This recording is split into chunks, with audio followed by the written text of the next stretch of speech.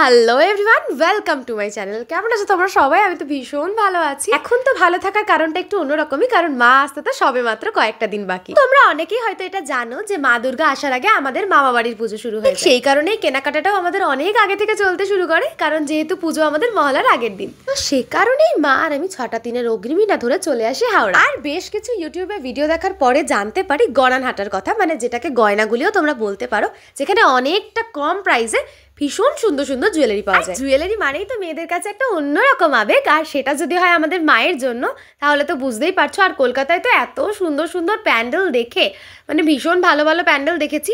আর যেহেতু অনেকটা টাইম নিয়ে গেছিলাম, সে কারণে আমরা গেছিলাম এক মুহূর্তের জন্য কুমোরটুলিতে।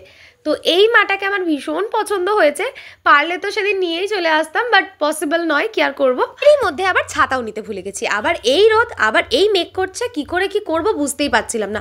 তার মধ্যে আবার বাড়ি যাওয়ার টেনশন তো ছিলই। কলকাতা গিয়ে তো একটা জিনিস ভালোই বুঝতে পারলাম যে এ বলবে ওই দিকে যাও, ও বলবে ওই দিকে যাও, অ্যাকচুয়াল রাস্তা তোমাকে কেউই বলবে না, শুধুমাত্র জিপিএস ছাড়া। তো সেসব কথা না হয় বাদই দিলাম, আর অবশেষে পৌঁছলাম সেই জুয়েলারির দোকানে।